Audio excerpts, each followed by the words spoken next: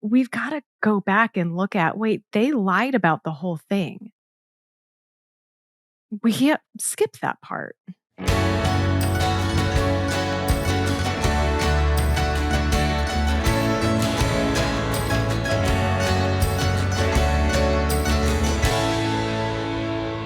Today, I'm excited to introduce you to Dr. Wade Mullen, who is the author of Something's Not Right: Decoding the Hidden Tactics of Abuse and Freeing Yourself from Its Power. He writes and advocates to help those trapped in the confusion and captivity that mark abusive situations. So, Wade, to get us started, I know I had just said to you before we pressed record that I don't usually send people this many questions and this many notes, but there was so much in your book that was addressed in ways that I had not heard before and therefore hasn't been presented to our audience before. And so we have a lot that I'm hoping we'll get to today. We'll see how we do.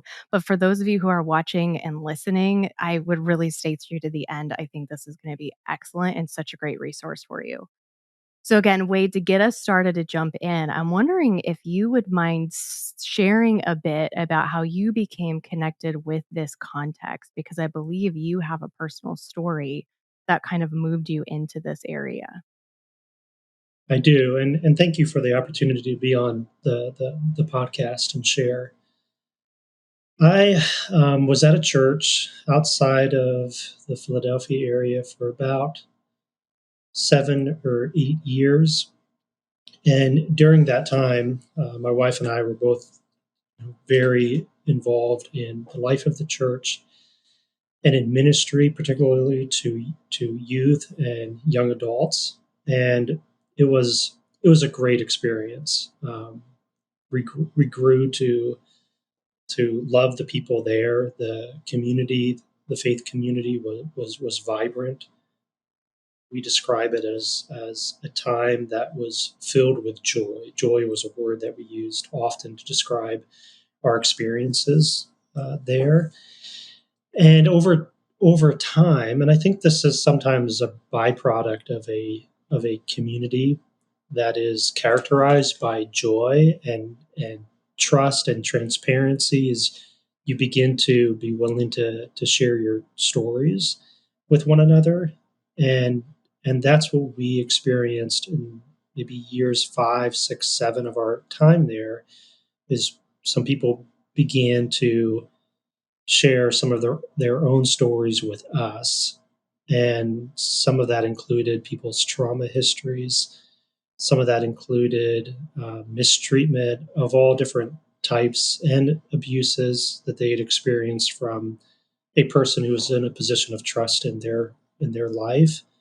And some of that needed to be reported. It needed some kind of follow up.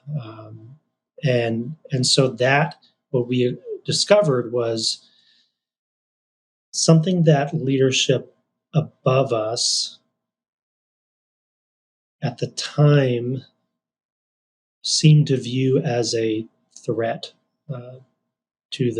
perhaps to the image of the church. And there was then an attempt to shut some of those stories down. And then that put us in a difficult position of advocating for those we believed were mistreated, were abused, were traumatized. And that advocacy then put us in some harm's way, as we experienced then some retaliation and leadership then seeking to shut our efforts down to try to advocate for others. And that was a very difficult 2 years. So we walked that path for about 2 years. And it took us some time to realize, it took me some time to realize that I was being mistreated. And I remember to this day very vividly meeting with an older couple who were like mentors to us. And we spent 3 hours just telling our story, not just of, okay, here's what we've done to try to advocate for others, but here's how we've been treated along the way by leadership. And one of those mentors at the end of that time just saying with righteous anger in her voice, "This is abuse." And she was describing the ways in which we were treated.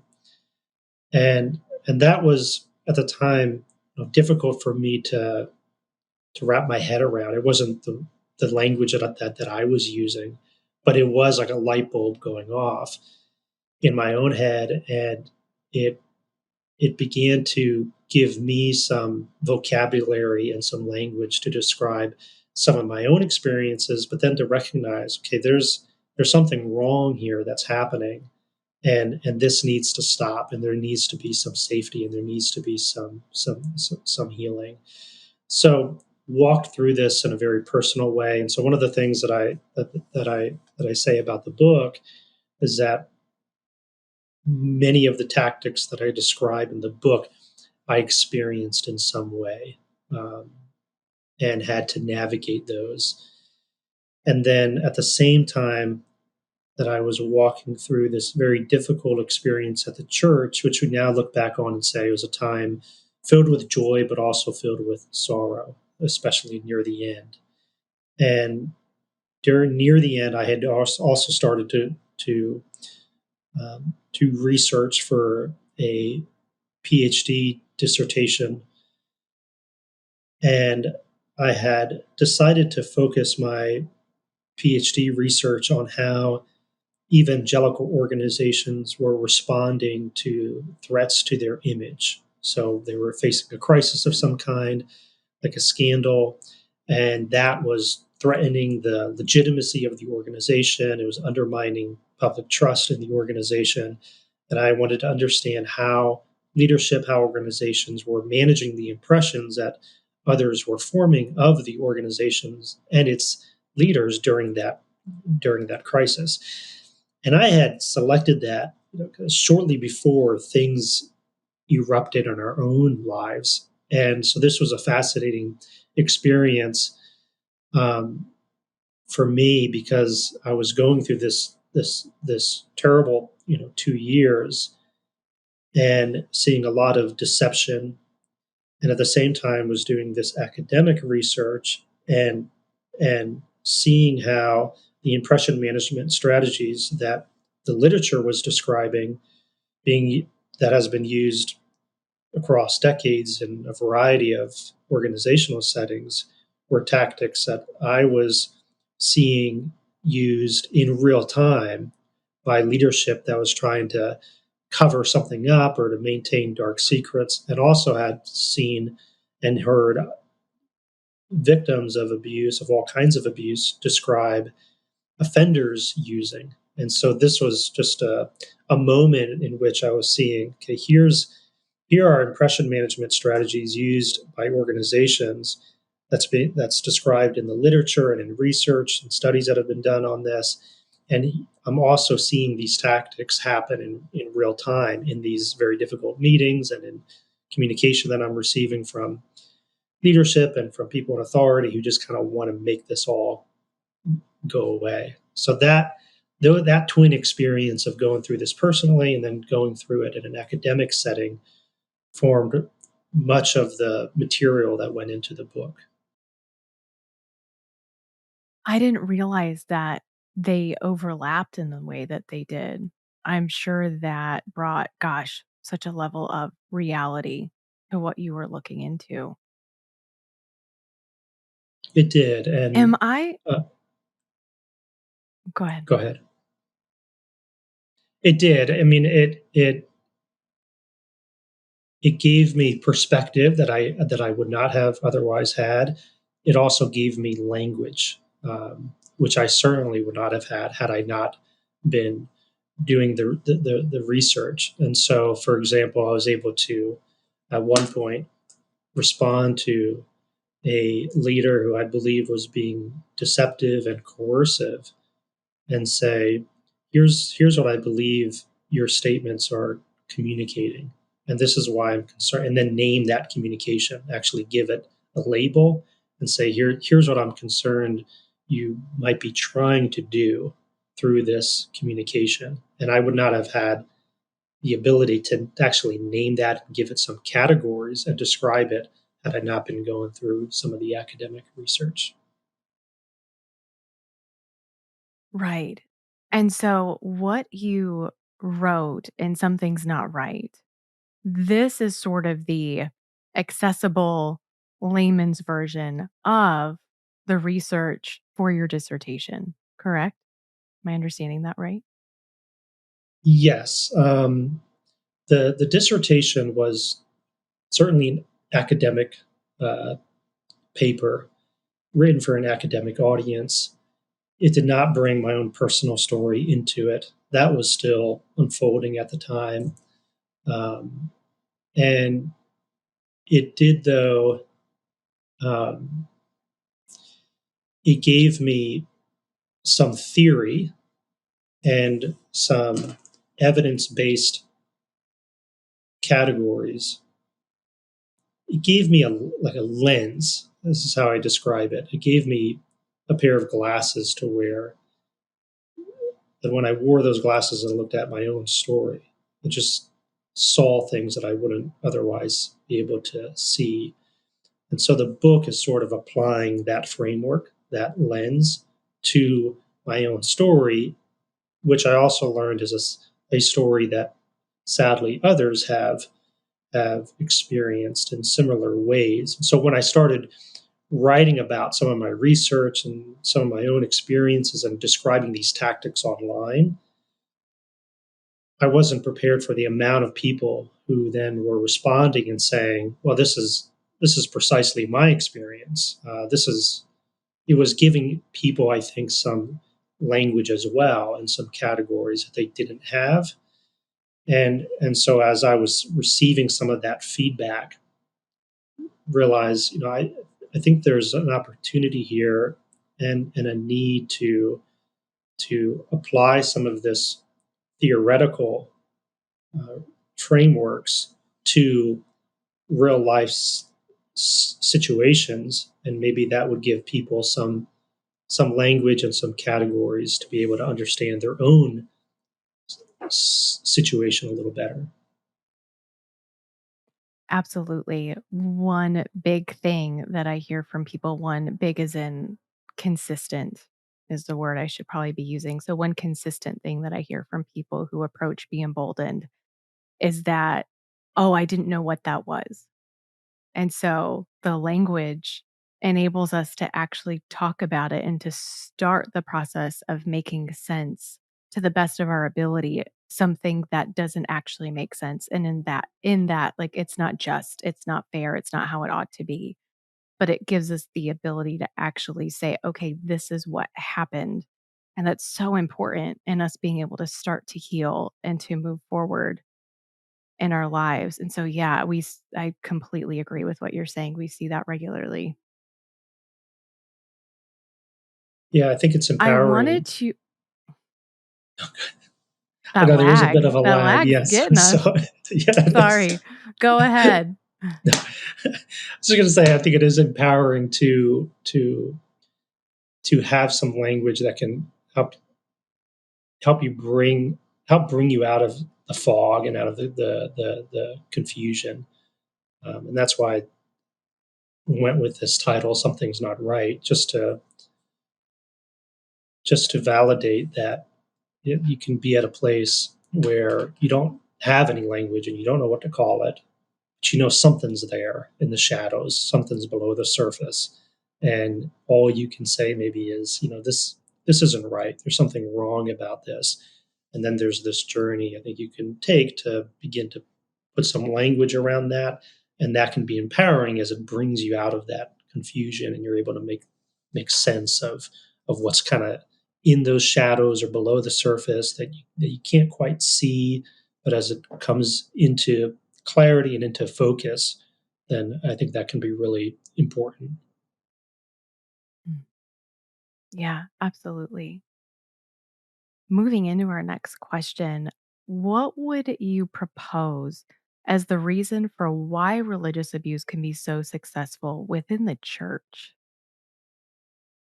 And that's I think, an important question and one that I've thought about a lot, one that I hear asked a lot.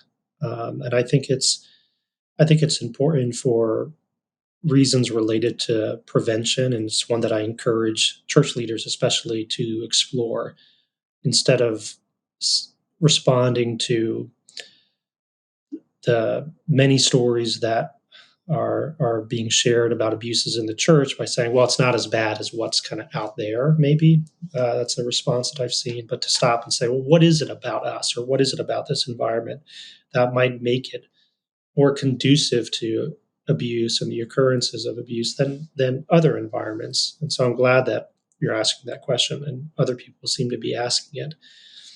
I don't have all the answers to that, but some thoughts that I've explored include the possibility that there's there's a there's a great power differential that exists sometimes between leadership in a church, such as a pastor, someone in a position of spiritual authority and trust, and a congregant, and we may not fully realize or be aware of the amount of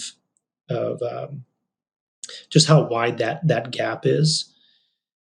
So you have in in literature and research on power and just the whole concept of power, these different power bases or these sources of power that are described. And so someone can get their power from their expertise, or they can get their power from their reputation, or get their power from their position.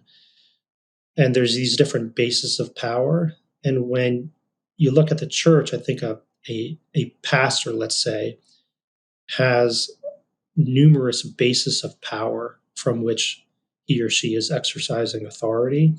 I think sometimes we underestimate the amount of authority and power that a pastor or spiritual leader has in the life of somebody else. And then I think anytime you talk about power, the other side of that coin is vulnerability. And and there are numerous vulnerabilities that somebody might have.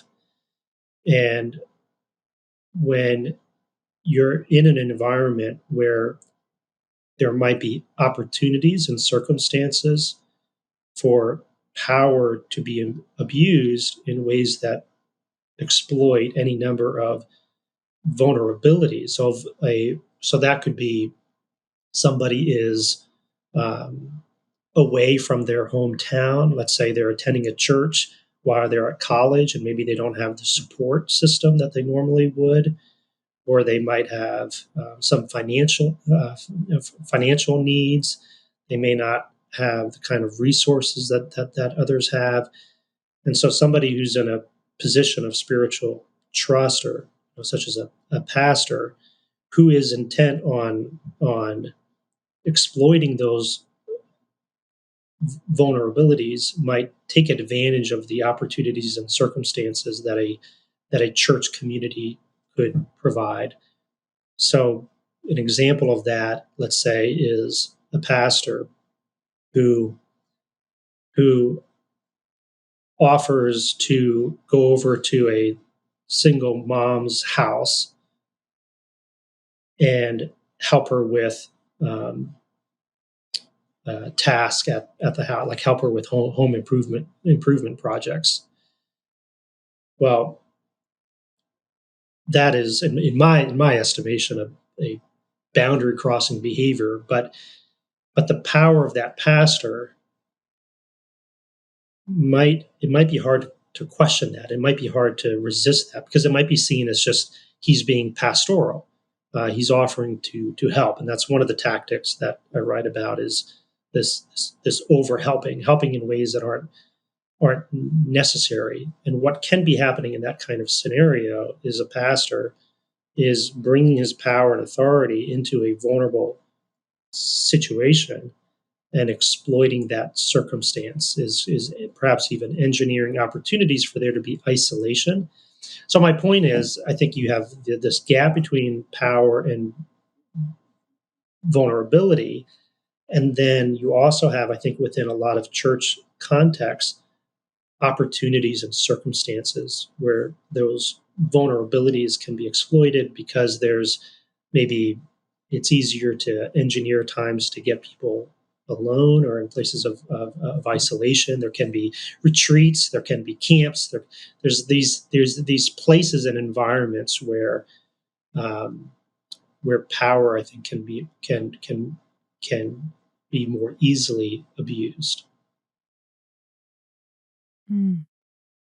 As I hear you talking about this, this gap that we have between those who have the power and those who have more so the vulnerabilities and that relationship between the two. It reminds me too of just how, and I want to couch this in, this should be a good thing, everyone. Like this should be a good thing. Unfortunately, sometimes it goes awry because the abuser, whose fault it is, capitalizes on it. So it doesn't mean that this is bad that we can be this way. But especially when we're talking about in a religious community, there's sort of this benefit of the doubt environment. Well, they mean well, and we can be so quick to criticize ourselves. Well, maybe I'm just being sensitive, or maybe that's from my own past experience and I'm portraying that onto someone else and that makes me ugly and I've got to repent for it. And it's so easy to turn it on us to make it make sense in that paradigm in which we're living, which is no, like this man is serving on the Lord's behalf or this woman is serving on the Lord's behalf. And again, it's good that we wanna think of people in the best light, and yet we have to be really cautious to not discount what we might be hearing inside of ourselves, to at least say, "Okay, maybe this is my own thing. Maybe this is triggering something, and maybe it's unfounded in this situation, or maybe it's triggering something because it is familiar." And this is similar to what happened before, and I need to listen to that warning inside of myself. And so just a lot of kind of trusting and exploring and asking questions and being cautious. And but again, when I think about in the church, there can be this culture of just trust, and that can come back to bite people so tragically. And again, it's not their fault that they trusted. That's not the issue. It's the people who are capitalizing on the trust. Yes, and that's so true that there can be this overly optimistic outlook that is perhaps taught and reinforced by leaders, and you can then have this environment where, and I write about this in the book, where there are these sacred roles, and there's this there's this caution and sometimes just outright restriction against speaking up about a faith leader's misconduct or abusive behavior because that faith leader occupies a sacred role. So, don't speak against the Lord's anointed, or don't speak against the pulpit, or something of that nature, because the role itself is sacred and it needs to be guarded. And then along with that might be these overly optimistic beliefs, that, if God has put a person in that role, then there's no possible way that that person could could have done the things that people are saying he or she has done. And so I do think that's a great point. That's another thing that can make a religious environment more conducive to abuse. Mm. What have you found to be some of the common tactics utilized by abusive religious leaders in order to achieve their goals? So, what are some of these tactics that you found the most in your research? I like to separate the tactics into two broad categories. The first being more assertive tactics, or we might describe them as grooming tactics, where the goal Okay. might be to engineer some kind of trust. And then the other tactics being those that are more defensive, usually the tactics that are used in response to confrontation or response to exposure. But I think the most common tactics that I've seen that are more assertive, or they might be described as grooming, are these charming tactics where a person who is deceptively trying to coerce trust engages in what sometimes is called love bombing, showering people with compliments, giving gifts. I mentioned over helping, where somebody might go out of their way to help somebody that they're targeting in ways that cross boundaries. And all of this on the surface looks good, and that's one of the things that makes it hard to identify and makes it hard to resist, because they're usually meeting some kind of need that we have, um, and and sometimes what I've seen is that the abusive person has done some of the relational work to identify what another person needs, what their vulnerabilities might be, and then they offer charms that satisfy those needs, or those kind of desires that another person has. And that is the most common thing that I've seen, and that's where trust is built.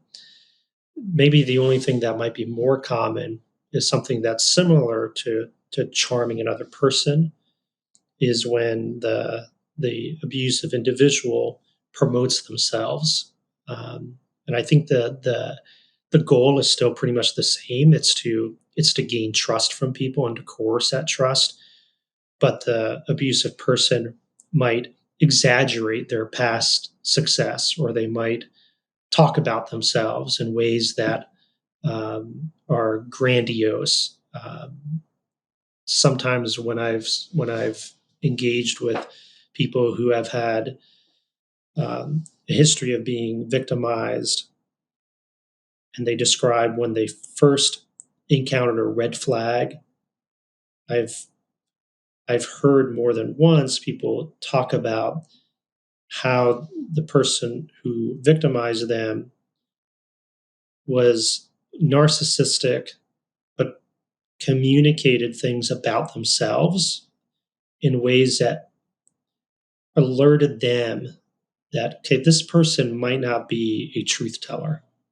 So, for example, pastor who's targeting, grooming, charming somebody who is later victimized along the way says, or early on says, I haven't committed a sin in a year. Now that sounds ludicrous, but it's that kind of thing that I've heard, is this sort of self promotion.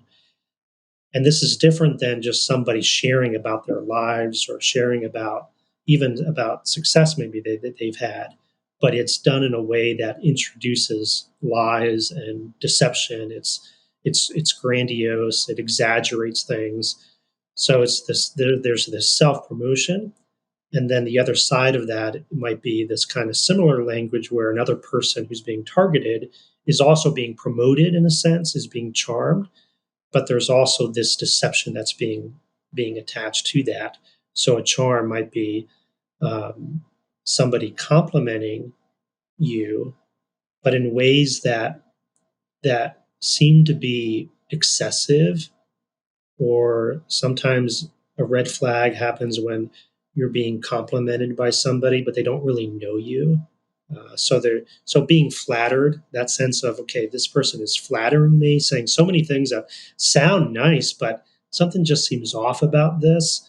Well, I think you have that same kind of similar language happening when somebody is promoting themselves as well. So they're flattering themselves, but they learn that works. And I think sometimes in this charming category of tactics, they're then flattering other people as well.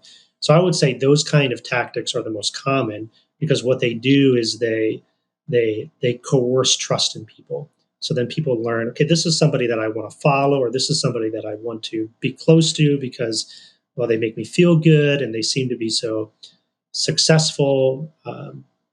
But if that trust is just being coerced and manufactured, then sadly, what then gets introduced is this dismantling tactics that I talk about in the book as well, where and then you begin to see the other side of that person. Mm. I hate flattery, so I'm just gonna say that first. I'm so not a words of affirmation person, but I think I came by it because of stuff like that. Because I grew up in a cult and then landed into some other situations and things, and yeah, when people wanna start acting like they see you.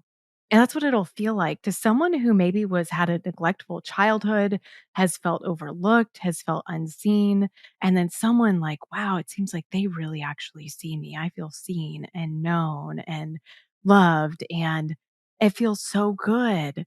And it can be such an oily move because it's touching on a deep need that we have that should have been met in ways that it wasn't.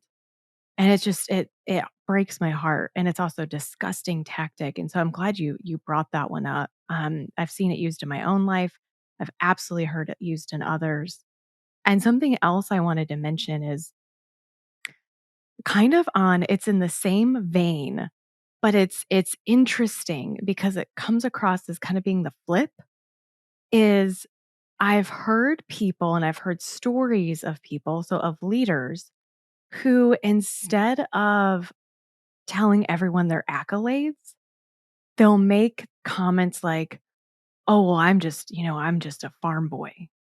I'm just a," and so they'll actually say it almost the reverse, almost like they're making themselves less, but it doesn't do that because it solicits sympathy, it lowers expectations, it gives them sort of this innocence to them of like they just don't know better, so it can remove accountability.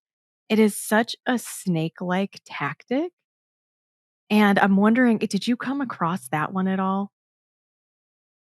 Yes, and thank you for speaking to that because I see that frequently as well.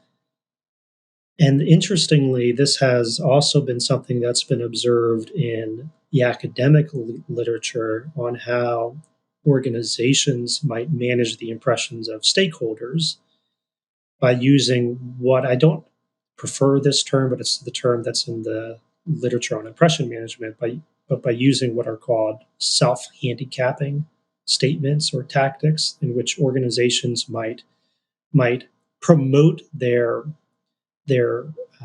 weaknesses so that if and when they are exposed or if they fail, then they have a ready made excuse for that. It's similar in which somebody, I think, identifies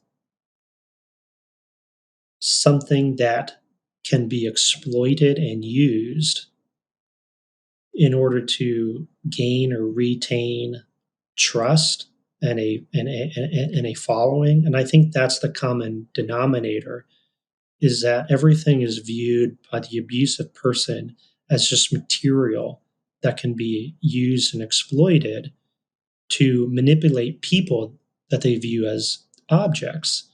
And so I've seen situations where somebody is exposed in a church setting, a church leader, and they're maybe a celebrity pastor, and much of their communication at that time was really about how successful they are and how maybe they're like close to God and they just draw people in, but then they get exposed for their abuses and they go off, and years later they start a church and they center that church around their image still, but it's a different image. Now it's an image of being broken, of having failed and now getting second chances. And so what I am concerned that's happening there is they're still using material but now it's a different kind of material. It's about their brokenness, about their uh, vulnerability, and they're offering that kind of as something that they're trying to sell to people who maybe have experienced something similar, or that's what they're looking for in a leader or a pastor, but they've never dealt with the truth that was exposed and brought into the light years before that. So it's just it's kind of like a different material that they found that they can use to coerce trust out of people. Mhm. Now, you've mentioned kind of these different responses that leaders will have after they get exposed. Would you mind running through those? What have you discovered to be the standard responses? So the standard response is usually some kind of denial. And um, when you talk about denial responses, one thing that might come to mind is this acronym DARVO, which I don't believe I discuss in the book, but it's becoming more and more popular. It's coined by a professor named Dr. Jennifer Fried, and it's really good work. But the D stands for denial, the A stands for attack, and then the RVO stands for reverse victim offender. So you have this pattern of denying that the accusations are true, then attacking the person who's making the accusation. And they usually go together. So if you can convince people that, oh, this isn't true, this is all made up, or the person who's reporting this is being motivated by revenge or bitterness or something, then that sets that person up to then attack the credibility of the victim. And then what happens next is, okay, now you've reversed the roles of victim and offender. So I think that's a really helpful framework. I also have found that this denial stage, though, can have stages within itself and can take different forms.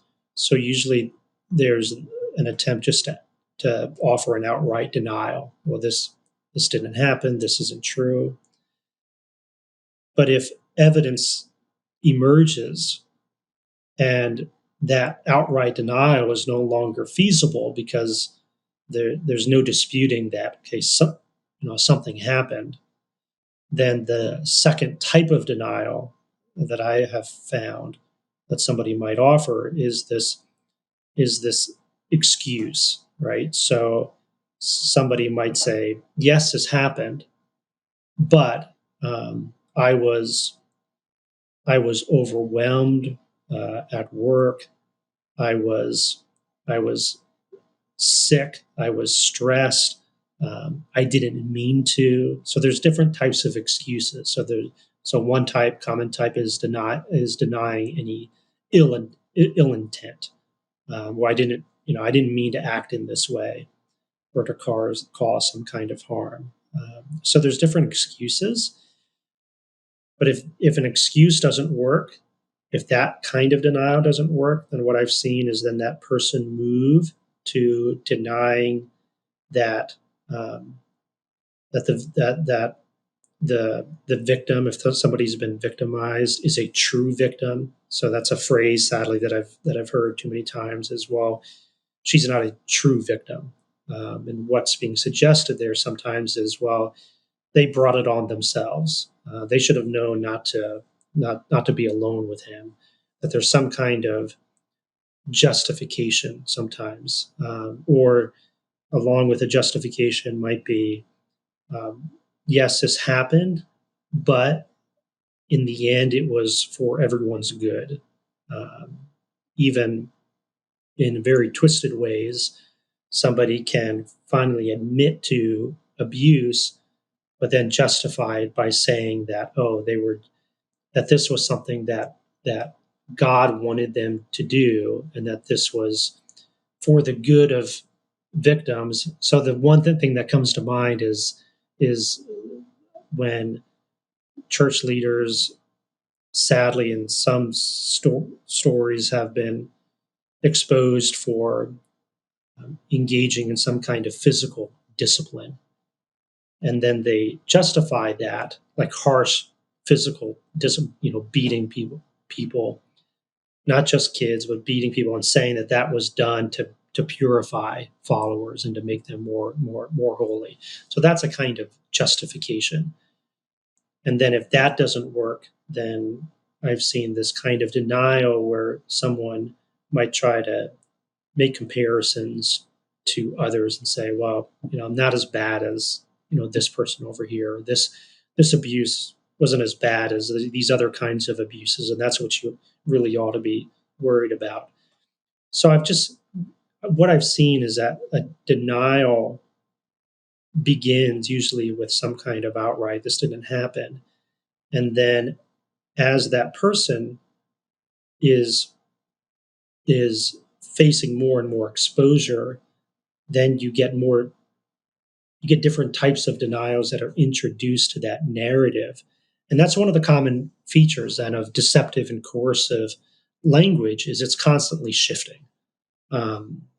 Based on what the situation is, based on what the new information is, as that person who's trying to define the situation for others so they can't define it for themselves. So they're trying to escape some kind of accountability. They're constantly changing the story, and they're constantly shifting what tactics they're using in order to maintain the impressions that they want people to have of them. And so that's one of the ways in which I see that happening is people there's some kind of confrontation or exposure, and maybe they start with just saying it's not true. Oh, then you find out, no, it is true. And here's some more evidence. And they finally admit to that, but they still have these excuses and justifications or comparisons. So those are different types of denials. One of the things I kind of get stuck on is, and for anyone who's listening and not looking, I'm about to talk with my hands, so you may or may not miss out, may or may not be helpful. But if we have like these 2 points, and here we have, okay, denial of the action or the behavior. And then people want to skip down to, okay, well, now I've kind of been caught. Like, this isn't going to really work. This isn't going to get me off the hook. So now, like you mentioned, now we're moving to denial of the intent. But then they want to skirt over here really quick to those justifications, like you're saying. But really, what we need to do is not be diverted over to here. We need to come back to here in comparison to here.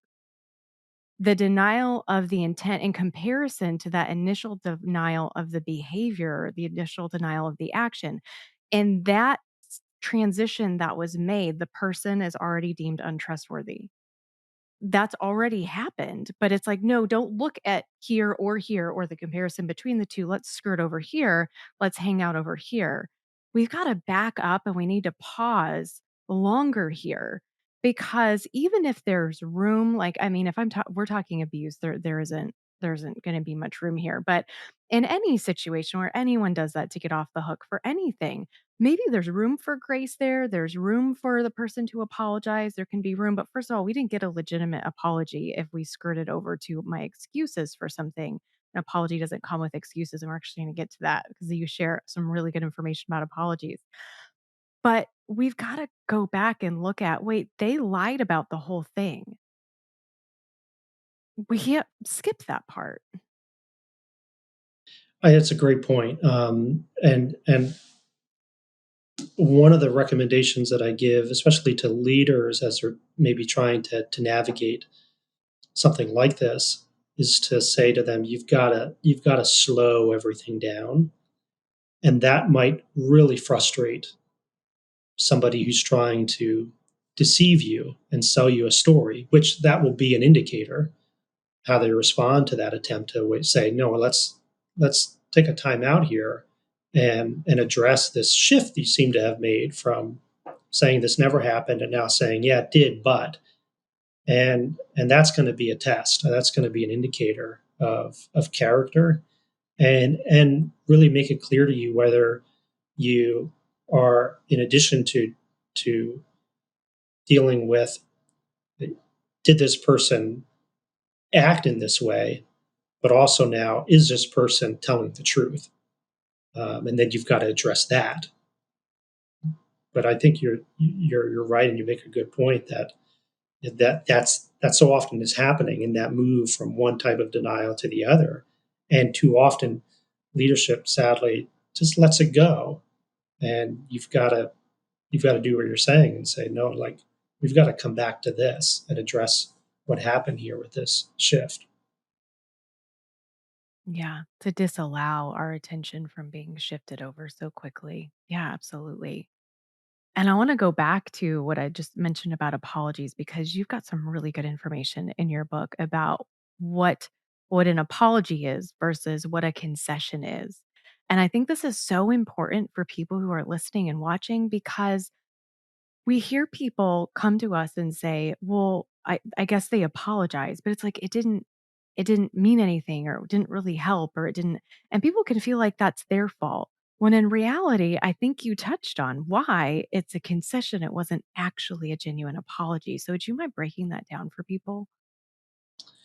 Yeah, and I think at any point, during this process of bringing truth into the light, however that happens, that there's got to be an emphasis on what's true and a communication of truth, speaking the truth in love. And if somebody is trying to hold on to their image, hold on to the control of the narrative, and they're doing that in deceptive ways, offering all these different denials and excuses and justifications, what I've seen happen sadly is that that might progress until that person finally reaches a point of having to acknowledge, yes, this did happen, having to acknowledge some kind of responsibility, but they're not doing that from a place of sincerity and out of a desire to make amends and repair what's been broken, but they're doing that as sort of a last gasp effort to retain their legitimacy in the eyes of others, to retain the power that they have. So the way that I've seen it expressed sometimes is leadership, an abusive person saying, "All right, well, if if all people want is an apology, then we'll apologize. I'll apologize, and then maybe everyone will be satisfied and go away." That isn't that never leads to an authentic apology. It leads to what I call a concession. It's it's people conceding, kind of waving a white flag of surrender, and hoping that that'll just diffuse everything. And the main difference is, I think, one is in the intent, but also, as you can't always gauge intent, but you can look at what's being communicated. I think the main difference in what's communicated is whether or not you see attached to the quote unquote apology all the attempts to promote themselves, all the attempts to defend themselves, all the excuses and justifications. So usually in a concession, you might have a very short admission of responsibility, like a "I'm sorry," and then you get some of the self promotion, but this is what I've done all my life to show that this is not who I am. This is not what I'm like. Or you might get all these excuses, but you just need to understand how difficult life has been for me. Or you might get an attack, some kind of language that then turns things around and attacks the people who raise concerns. So it's not an apology. It's something else is being communicated. But because the person throws in the words "I'm sorry," they might be able to say it's an apology, and people might accept that. The other difference in communication that I've seen is when you have these conditions that are applied, usually introduced by that two-letter word "if" that sadly shows up in too many apologies, especially institutional apologies, where what I've seen happen is leadership get to the point where, okay, they can't deny that, yes, people have been harmed and we need to own our responsibility. And so they get up and they make an apology, but somebody has convinced them, maybe a lawyer, that if you actually confess, then you might open yourselves up to liability. Somebody might sue you. So they say something like, if anyone was harmed, um, if we have been too harsh, or if we have mistreated people, if people have been abused. And that, anytime I see that, what I see is a concession. And because it doesn't actually name the wrongs clearly, the injuries that have been caused by that wrong, but it's leaving the possibility, the door open, that maybe this did or didn't happen, or maybe we're guilty of this, maybe we're not. But it's so sly and it's so subtle that it can appear as, okay, this is they've said they're sorry, but you've got these little conditions that are introduced, these little two-letter words like if, or that little word but, and something else is being communicated other than an authentic apology.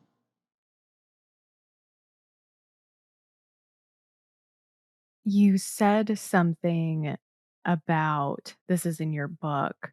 You said something along the lines of compassion. It was in relation to compassion and truth. I think compassion without truth is deception. And what you're speaking to right now could be just flat out deception because it's just flat out deception. But when we talk about compassion without truth being deception, I really love this line. I think it connects with some of what you're sharing right now and what we may or may not see from someone as we're trying to reconcile. Would you mind explaining what you meant by this? But I think one of the sad outcomes of deception, especially when you get to these stages where, let's say, somebody who's been exposed, a leader, maybe they're in a position of trust and authority, they present their narrative to people, and maybe they seem to be apologetic, but you can't actually find the truth anywhere. Nothing's really named, nothing's really identified. But it's at that point that sadly some people might be pressured into, maybe guilted into responding with compassion. And that's part of the deception, is that person who's controlling the narrative might get people to divert their attention away from those who have been victimized, those who who ought to be the object of our compassion, and instead they promote their own suffering through this. And sometimes that's offered in the context of a quote unquote apology, and then people respond or are pressured into then extending compassion to that person, but the truth hasn't been established. So that's what I mean. That if that the compassion has to be accompanied by the truth, and follow the truth, and insisting on the truth is a compassionate response. I think of um, something Alice Walker, who's best known, I believe, for writing the book The Color Purple, said in one of her interviews, or in one of her writings. She told the story of breaking something as a child, and then her dad coming to her and asking her, did you break this? And wondering as a child how her dad is going to respond if she tells him the truth. But she decides she's going to tell him the truth. She tells him the truth, and he responds with such compassion and in a way that delighted in her truth telling. And she says, that one of the lessons from that was that in telling the truth, you free yourself from the prison of untruth. And I think that's a powerful picture and way of putting it. Is that, if somebody's walking a path like this, and they're there have been accusations, and leadership has failed people, leadership has mistreated people, and there's a moment now to tell the truth. The compassionate response, I think, is to invite people to do that, even if they've tried to offer an apology, but they still haven't named the truth. To invite them to do that and insist on that as that is a compassionate response. I can think of an example from my own story that I think what you're sharing applies to very well. My in my story, my primary story is in like, being raised in a pseudo-Christian cult. The fact that mine and my siblings' abusive leader was our father, our literal biological father, really played into the compassion piece so strongly that even though he's been gone for over 15 years now, he died quite some time ago. Some are still completely unable or unwilling to consider what's true. They're unwilling to consider the truth. And so, with me being out about the truth, speaking to the issue and sharing from my story, attempts have been made to assign the guilt and shame to me for acknowledging the truth of what's happened. But in reality, it's the truth. And the truth doesn't come without love for someone. It's just what's true. And the truth doesn't come without compassion for someone and their story of how they got to be where they were. It's the truth, though.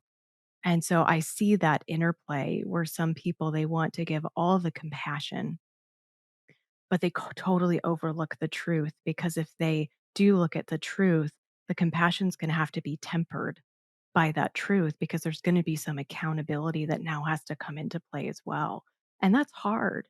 And so I want to acknowledge that for everyone as well. Like there's a freedom. I resonate with what you said. I think you said Alice shared.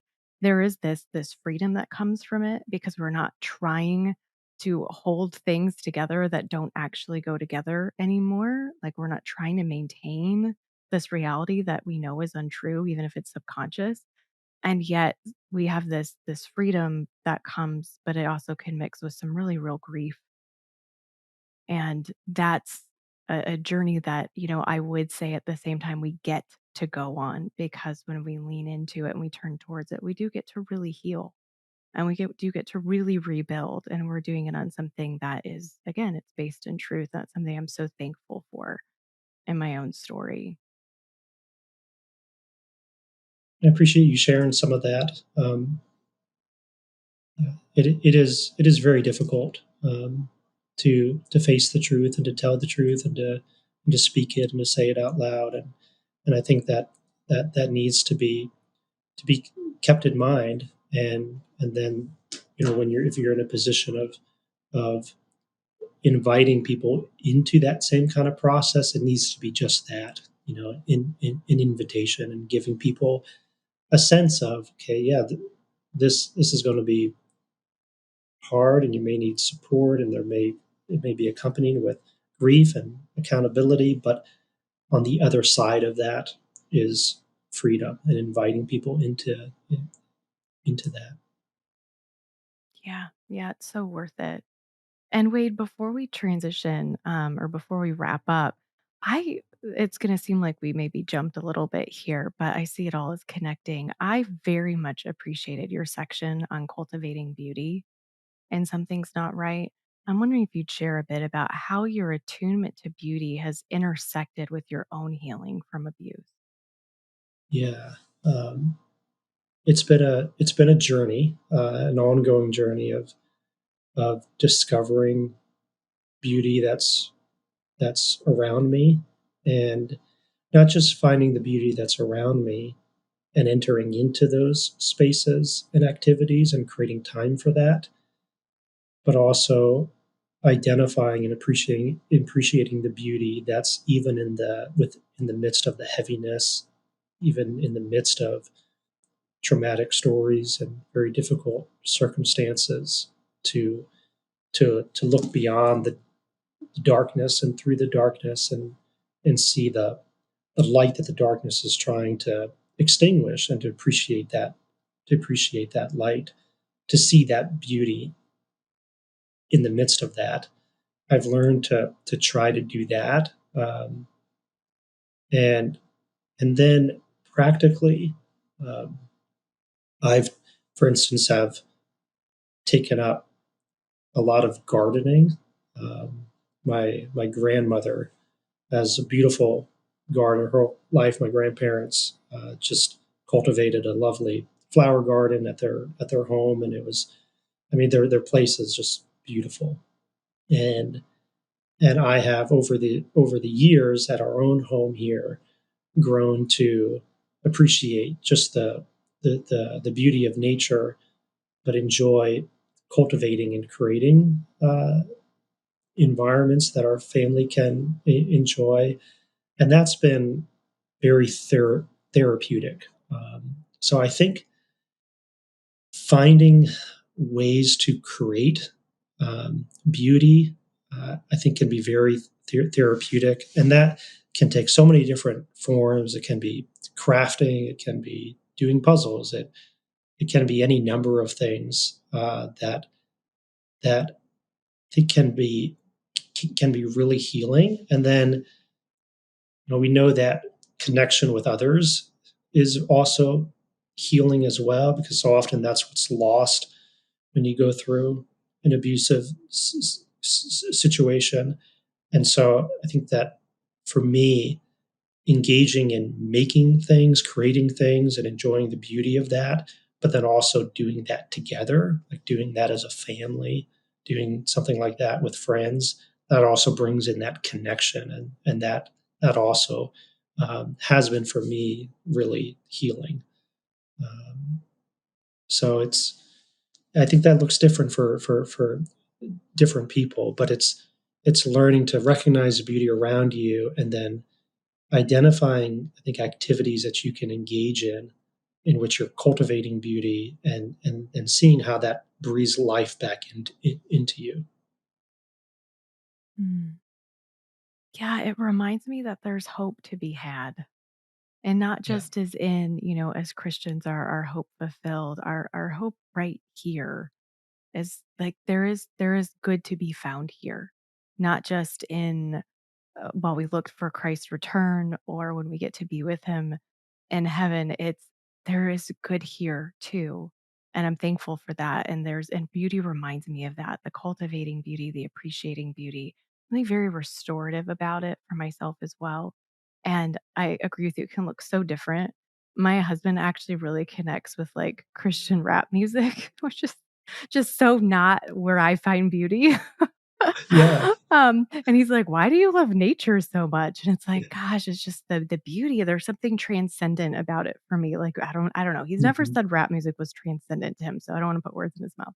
But yeah, it can look so different for each of us. And I loved that in your book when I got to that section, like, oh, there's something I think just very deep within us, that beauty, whatever form it takes, can speak to. And it reminds us that, yeah, there's some good here and there's some hope here. And I think it encourages us forward in our journeys. Yes. To wrap us up, Wade, I want to go back to what you said about, I didn't have words for it. You didn't have words for the abuse and how, we often hear this. And that alone can be a huge barrier, of course, in our ability to make sense of what we've been experiencing. Then, once we have that language, we begin to heal and rebuild. So, as we look to give ourselves permission to speak those words aloud, that speaking aloud can become another barrier. And so, as we're navigating these steps, again, whatever they look like exactly for someone else, what encouragement would you give to somebody who's listening to this conversation and is just finding their words? Well, I think that if you're beginning to find words, then that tells you something. I want to validate that. That I think if that tells you that I believe there is something there. There's something that's being communicated to you. There's patterns, and you're beginning to actually name them. Is to keep following that, and the way that you might do that is perhaps to begin to write things down. So I know one thing that has been helpful to me in the past at different points is to take an inventory of what I've experienced, begin to just write it out, and that can be difficult, and that's not always something that a person might be in a place that they're able to do. But that can be validating in and of itself, because then you're putting, it's forcing you to put words down on paper and then to actually see that laid out can result in this message that's kind of being sent back to you that no, you have every right to be angry, to be upset, or it's no wonder why your life might feel like it's falling apart right now, because look at what you're going through. And then also would encourage people to see if there's somebody else that you can um, communicate that story to, somebody who's safe. Could be a professional therapist or a counselor, somebody, or a trusted friend, somebody who will allow you to begin to communicate and express those words, even if they don't make complete sense at the time, or it's fragmented, or it's fractured, and allow you to do that in a way that isn't rushed. That can be hard to find, but that can be really healing and empowering and validating, to actually sit with another person who can be a compassionate witness to your story and allow you to tell it and share it, and then perhaps give you some insights, some perspectives, some strategies for moving forward. So that would be another encouragement that I would offer.